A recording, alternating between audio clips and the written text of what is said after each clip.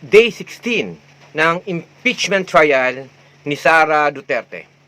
Mga kababayan, naging hostile witness ng prosecution si Gina Acosta. Siya po ang dating Special Disbursing Officer ng OBP at matagal ng SDO ni Sara Duterte mula pa noong siya po ay mayor ng Davao City. Sa kanya pong naging mga testimonya, malinaw po na sinasabi nito ni Acosta na inutusan siya ni Sara Duterte na i-release kay Colonel Raymond Lachica ang na-encash na 125 million confidential funds. Right after encashment, pagkatapos pong ma-encash yung 125 million pesos, tinawagan mo sino? Si SO Officer, Your Honor. Colonel Lachica. Lachica.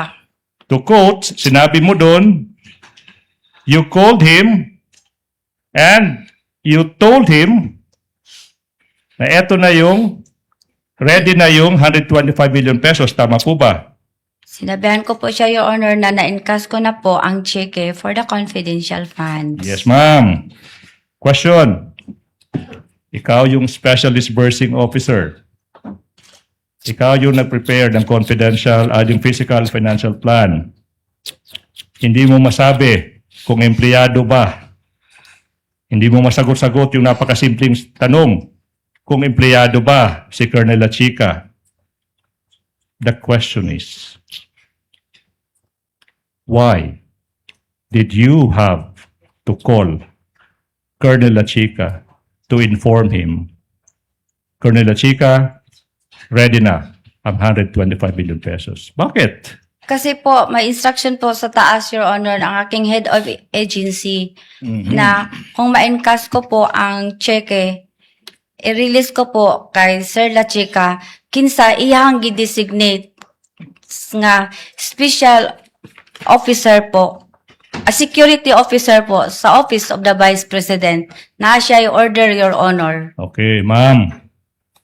Sabi mo, tinawagan mo si Colonel Lachica kasi yun yung utos ng head of agency. Siguro sa ating mga kababayan na hindi alam, sino ba?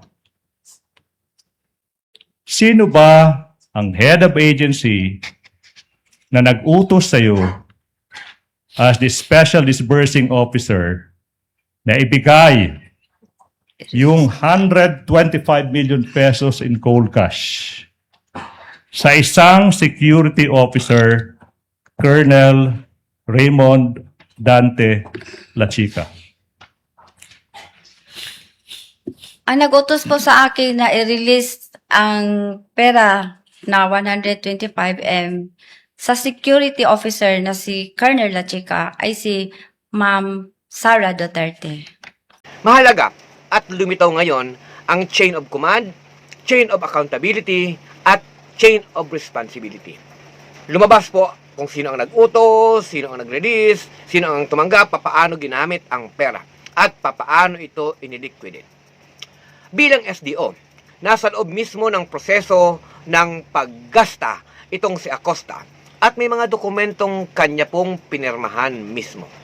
Kaya, kailangan pong matahi-tahi, matagni-tagni ng prosecution ang kanyang testimonya sa paper trail at money trail. Mga kababayan, dapat po nating bantayan ang naging usapin sa paggamit ng salita pong Bisaya. Mga kababayan, hindi naman mali ang paggamit ng sarili pong wika, pero kapansin-pansin ang pagbabago ng bilis ng kanyang pagsagot matapos po siyang i-call out ni Senador Erwin Tulfo. Kung kaya, dapat maging mapagbantay tayo at hindi dapat maging hadlang ang language issue sa malinaw, mabilis na pagkuha ng katotohanan. Ang pinakamahalagang development po sa Day 16 ay yung money trail at chain of responsibility. Inutusan si Gina Acosta mismo ni Sara Duterte. Mga kababayan, sa panahon ngayon, the system is working. At kung kaya, nais nating malaman ang katotohanan, hindi dapat mahalaga kung sino po ang mga sangkot o kung kilalang mga tao, vice presidente man yan o kung sino man yan, kung gaano man sila kataas ang kanilang posisyon. Pera ng bayan ay hindi dapat ginagasta kung saan-saan. Sa day 16 po, isang bagay po ang lumilitaw na pagkalinaw-linaw. Habang pinagtatagni-tagni ang mga documents, testimonya, money trail, papalapit po ng papalapit ang impeachment kung sino ang nag-utos, sino ang dapat managot. Kaya lumilinaw sa mga pahayag no, na inutusan si Acosta ni Sara Duterte.